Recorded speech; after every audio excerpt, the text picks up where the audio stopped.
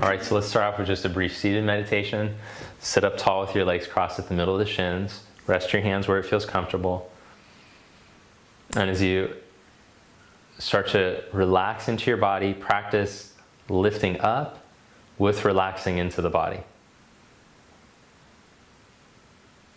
And just take 3 conscious breaths.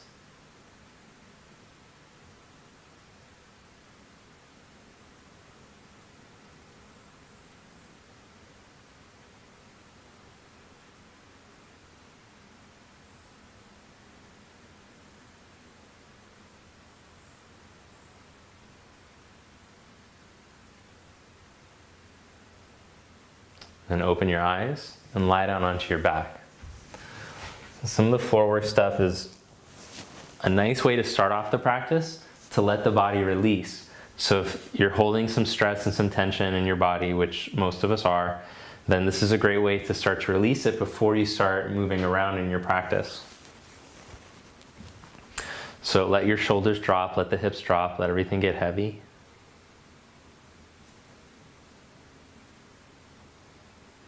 Then bring the feet close together. Bring your knuckles to your temples. Bring the elbows close in and feel the shoulder blades spread. Feel the lower back spread. As you inhale, let the knees start to open, let the elbows open, and tip your chin up towards the ceiling. Feel the blades come in towards each other. Exhale, bring the elbows and the knees in.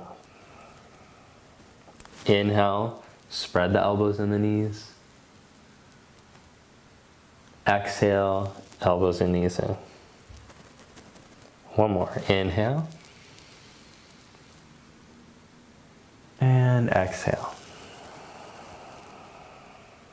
Then drop the elbows out to the side. Take the feet the width of the mat. Inhale, arch through your lower back, chin towards the chest. Exhale, flatten through your lower back, stretch the chin away. One more time. Inhale, arch lower back, chin towards the chest. Exhale, flatten lower back, stretch the chin away. Inhale into neutral, slide your right knee to your left big toe as you reach the right arm up overhead. Exhale, come back to center. Inhale, change sides, left knee to right big toe as you stretch the left arm overhead. Exhale to center. Inhale, change sides. Exhale to center. Inhale, change sides. Exhale to center. Without disturbing the neutral pelvis, bring your right knee towards you and stretch your left leg out. Take your right arm up and slowly start to reach the right arm back overhead.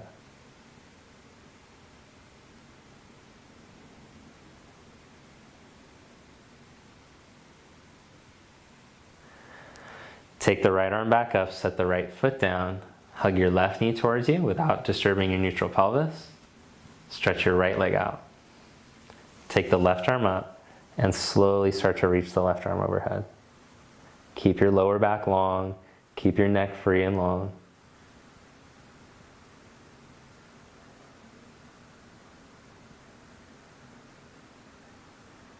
Bring your arm back up and set your foot down. Change sides.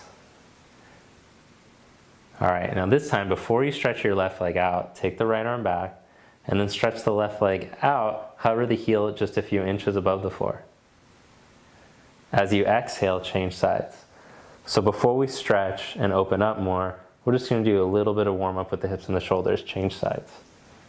Keep your neck free, engage your core to hold the lower back long and don't let it twist. Keep going side to side here. Nice and slow, so use your muscles instead of momentum. Each time you change, you'll engage your core to make sure you don't wiggle side to side. Your middle should be like a brick. It's not moving around at all.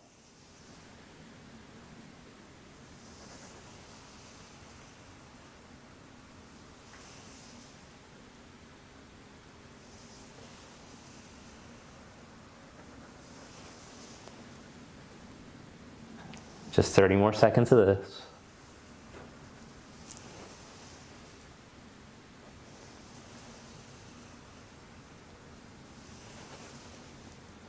I thought you said we were going to mellow out. Okay, don't worry. It's going to get chill after this.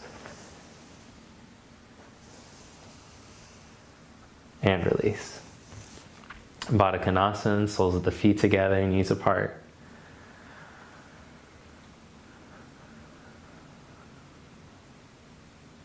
Stretch both arms overhead.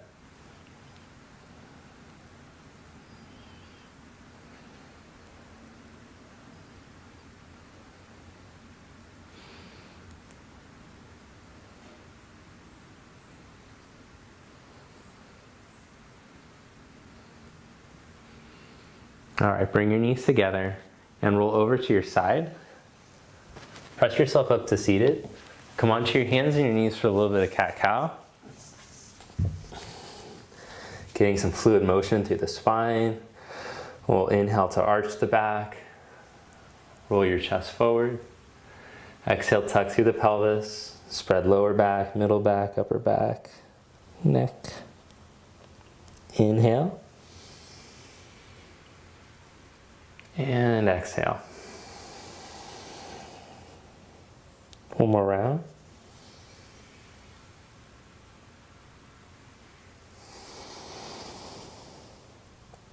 And stretch into child's pose.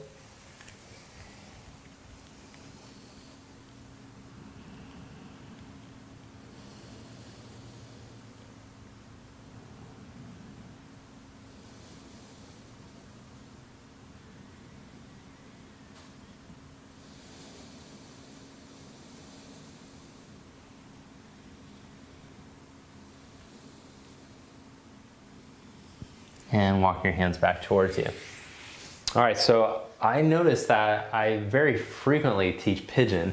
And the reason that I very frequently teach single leg pigeon is that its tendency to jam in the sacrum and jam in the front knee. So I do want you to see this preparation for pigeon. I like the upright variation because it's more classic. I like to stick with the classics usually, but and you're less prone to jam into your knee. So we're gonna work up to doing that. If this shape is difficult for you to hold, then you're gonna have to be very sensitive and careful while you're practicing this pigeon. So just pay close attention, make sure you're not jamming your body. Okay, so we're gonna start off with low lunge. So you can have a block handy. You might need the block for underneath your hands to help open your chest. The right heel comes forward. I have my hands on the inside of the foot. So I'm using the block because you can see that when my hands are up higher, I can pull my chest forward more. Let me show you what it looks like without the block. I'll exaggerate too. You see how the upper back rounds, the head falls. So instead I want to feel like I'm able to elongate my spine evenly. Depending on your flexibility, you might want the tall block, you might need a chair, something. So just feel what it's like for your body. Lord knows when I first started practicing, it wasn't the case where I could even get my hands down on something like this.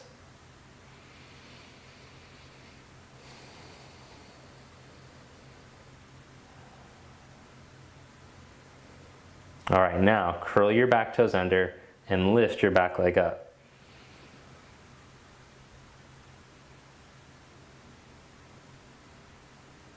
Lower the knee back down and start to rotate your right thigh externally. So the thigh spins out, you'll roll onto the outside edge of the foot, but you still want to find your long spine. So you're not letting yourself sink into your lower back. You're lifting the side chest and moving the hips away from the sides of the chest.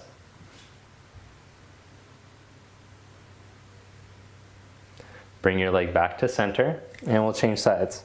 So bring your right knee back, line it up with the left. Step the left foot all the way up. And we'll start the hands and the foot down. Stretch from the front of your hip down into your knee and from your navel up to your chest. So we'll keep looking for this action, which is dividing and lifting the chest as the hips stretch out of the back. And that'll just make sure that you don't hinge. We all tend to hinge somewhere here in our lower back. So that creates space so you're not hinging there. We're opening up the hip muscles so that you're less prone to jam in your knee when we go to hold the pigeon.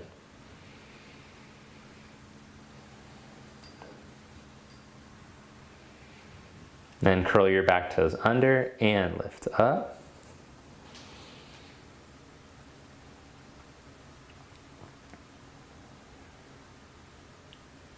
Lower the back toes back down. Turn onto the outside edge of your left heel and start to spin the thigh out. You can see a better angle from here, how I roll onto the outside edge of the foot. I let the thigh turn out in the socket, but I keep lifting and sucking myself out of the tendency to sink into the hips. So there's a balance between lifting up and releasing into the pose. Your breath will give you a good indication if you're more prone to being drawn towards one or the other. Inhalation or exhalation, lifting or sinking. Bring your leg back to center. Change sides. Step the right foot up. All right, now with your hands shoulder distance apart, start to wiggle your right foot over towards your left thumb. Then bring the heel closer towards you until the shin sets down easily. That's a good angle for you. Then start to wiggle your left knee back until you start to feel a stretch here in your outer butt, your piriformis. All right, now it's really important when we go to lift up that you're not cranking into your back. So instead of I can rock my chest back because I have a pretty flexible lower back. Instead of trying to do that, I'm thinking the same action. I'm stretching through the hips and this top left buttock down as I draw the navel in and roll the chest open.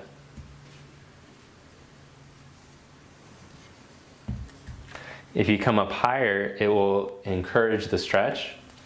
So you can go back onto the hands if you feel any pinching or crunching in your back.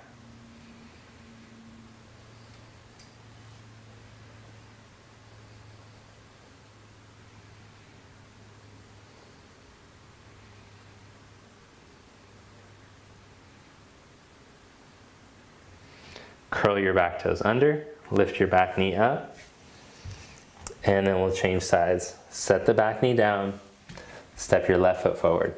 All right, so fingertips go shoulder distance. I wiggle my left foot over towards the right thumb and turn the thigh out. Then bring your foot closer towards you until the shin sets down without the hips twisting. Then scoot your right knee back until you can feel a stretch. This leg is more mobile for me, but I don't go as deep. Even though I can go deeper, I'm gonna balance it out with the stretch on the other side. So on this side, I can feel more intensely the stretch for the front of the hip, versus on the other side, not so much. So you can just start to become aware of these inconsistencies, differences from side to side. And when you practice, instead of like jamming as deep as you can, if you can go deeper on one side, you want to work to create balance. Start to open up your chest.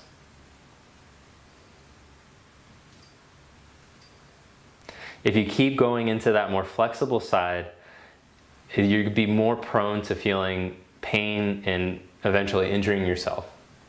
So we want to continue to promote balance in the body and look towards symmetry, even though the symmetry will never come. Perfect symmetry. Stretch through the top of the right buttock, down into the right heel. As you lift up your belly, roll your chest open, and breathe evenly through your nose. Let the breath help to open up where you feel tension.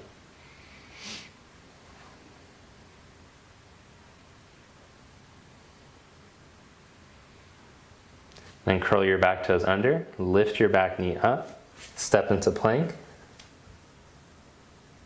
and set your knees down. Cross your legs behind you, sit back onto your buttock, lie down onto your back, and we'll do supported bridge. Lift your buns up and slide the block underneath your tailbone. All right, so I have the block the long way with the middle tailbone on the block. Roll up onto the tops of the shoulders, then just stretch your right leg out. Stretch through the hips into your feet, roll the chest open.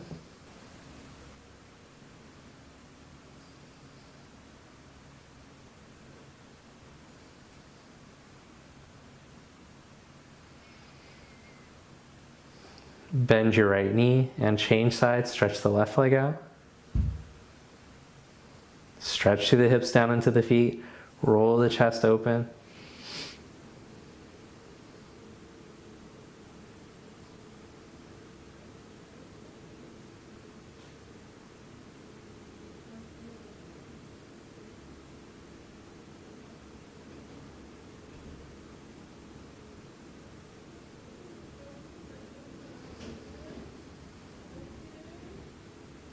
Bend your knee, lift your hips up, move the block to the side. Let your back release here. Then stretch your legs out for corpse pose.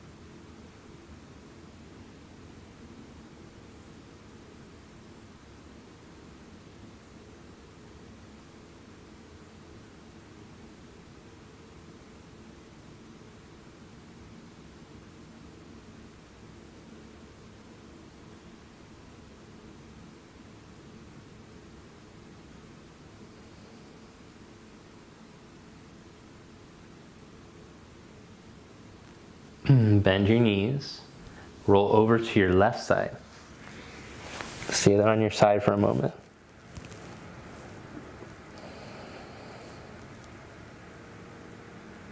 Roll over to your right side. Stay there on your side for a moment.